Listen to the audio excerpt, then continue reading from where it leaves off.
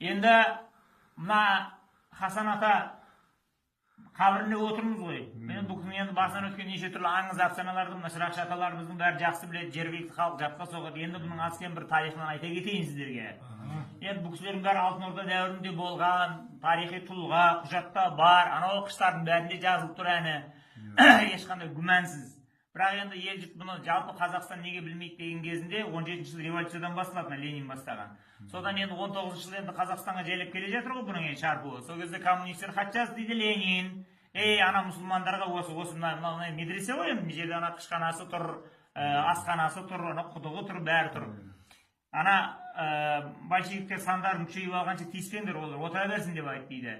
Содан жайлап сандарын күшейтіп 24-25 жылға келген кезінде бұлар бастады дейді. Енді бұдан бұлай бәрінің пақайларын сындырамын. Мешітке баратын болсаңдар, наурыз тойлайтын болсаңдар деп. Сонда наурыз тойлауға, діни мейрамдар тойлауға, осындай әулиенің басына барып осылай отыруға, әңгіме соғуға, қисса айтуға бәріне тыйым салды дейді.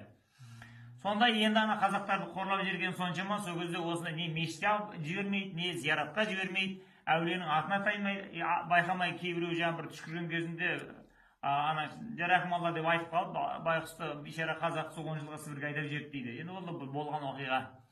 Енді ана айландырған бір 28 пен 32-нің арасындағы осындай діни тұлғаларды Сібірге 20 мыңдап айдап жүрген соттап. Одан кейін атып, асып, қудалап, одан біреу жартысы Ауған қашты, жартысы Қытай қашты, жартысы Иран өтті, сонымен толсызып кетті енді.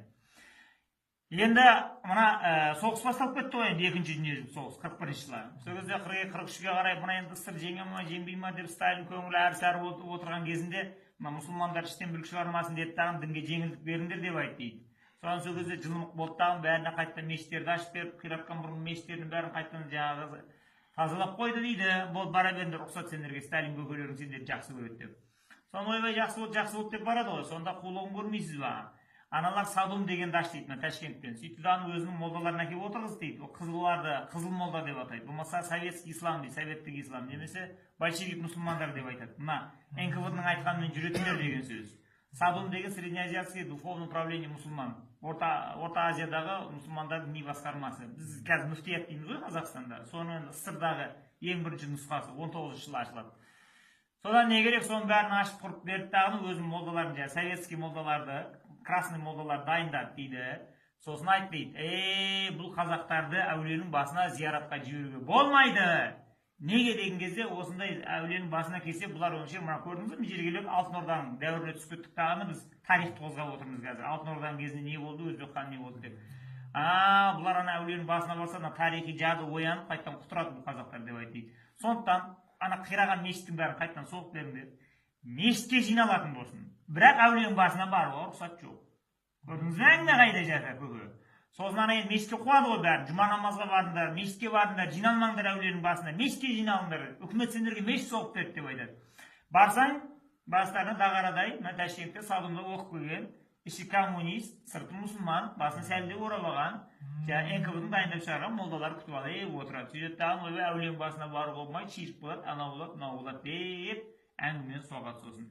Енді бұл әңгімені үйрететін ұстазды бұлар 19 жылы мына Ұйғырстанда жүрген кезінде мына салафизмді, вахабизмді тарап жүрген жерінен бір ливандық бар, араб ұстап алып Пекинге әкеліп түрмеде жатқан жеріне большевиктер бар, оны саудаласып түрмеден шығарып алып келеді да, Ташкентке дайындайды бұларды, мына қазақтарға, өзбектерге қарсы салу үшін.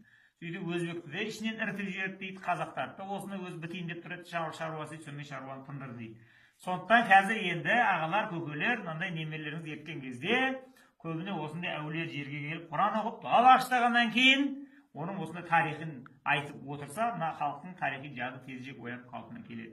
Көрдіңіздер ме мына жаңа осыны енді осы кесенелерді сырдың кезінде құрту үшін мына жердің бәрін алқаптың бәрін күршеп ұстап, мына осы күріш мына қабырғалардың көбісін жарылған сол ана күріштің суынан отырған негізінде. Иә. Сосын енді мына кесенені мына артына шығып көрсеңіздер көресіздер, ана бульдозермен келіп түсіреді. Енді көнекөз қариялардың осы жергілікті кісілердің айтысынша бір емес екі рет сүрген дейді, біреуінде келіп соғып дейді, енді әулиенің күшейген дейді, енді жергілікті халық ана бульдозерді артқарып лақтырып жіберді, бері ұмытпасы үзіліп өліп қалды дейді. Бұл әулиенің күші емес, әшейін бір сәйкестік өзі трактор айдамайтын бір сұмырай еді деп екінші біреу отырды дейді бараңкіге. Сосын келді мына жанынан келіп және бір сүзіп өтті дейді. Ол бейшараның да тракторы от алмай сөйді өшіп қалды да, ақыры көзі ойылып, ол бейшара өлді дейді осы 70-ші жылдары. Енді озан кейін осы алқапта егіншілікпен айналысатын адамдар болған, бәрі ойбай әуелі рұқсат бермей жатыр, мына техникалардың бәрі қирап сынып жатыр деп, бұл жерден үдере көшіп кетті. Қазір енді 30 гектар аумағында осы жерде ел жұрт осы әулиенің қорымы деп, қазір енді аң құсы бар ма, жыланы бар ма, мына жаңа мен астына түсіп көрдім, мына зікірханасына асты толған құрбақа жинап жүр ішінде. Сонда енді былайша айтқанда құтты мекенге айналған. Әне сондай әңгіме сол кейінгі жастарға бір сабақ болсын деп айтып қоямыз арасында. Мына кесененің ең төбесіне қыштақтайға қайшылық соғылғаны бәрі жазылған. Мысалға, міне ол уақытта 1384 жыл еді деп жазылып тұр. Бұл төбесінде араб харіптермен жазылған, кейін бұны осы Кирилл таңбасына сүрген. Мына зікірханасы. Келесі астына кіріп кетесіз. Сонымен 40 күн отыра бересіз. Міне ары қарай бар қоймайды, құрбақа басып кеткен үшін. Мына кесененің коммунистер араққа тойып, қабырғаны бүлдірме сүзген кезіндегі бүлінген тұстары. Енді құлауға айналғаннан кейін жаңағы мынандай қалың рельстермен швейлермен бұны тартып тастаған. Мына енді күршеккеннен кейін оңа ма? Әбден отырып, қабырғаларын бәрі сызданып, жарылып, құлауға айналғаннан кейін сыртының бәрін осылай қаптап тастаған. Әйтпесе осындай жап-жақсы 14-ші ғасырдан қалған мәдени, тарихи, рухани жәдігер. Қазір Хасан атаның басы мынандай пантеонға айналып кеткен десе болады өзара. Осы өңірден шыққан Қоңырат тайпасының көбіне құлшығаш жандар деген руынан шыққан игі жақсыларды осында әкеп жерлейтін бір жақсы дәстүр бар. Міне осылай созылып кете береді мінекейлер. Осылардың бәрі осы туған жерге еңбек еткен көз ашық зиялы қызықтар.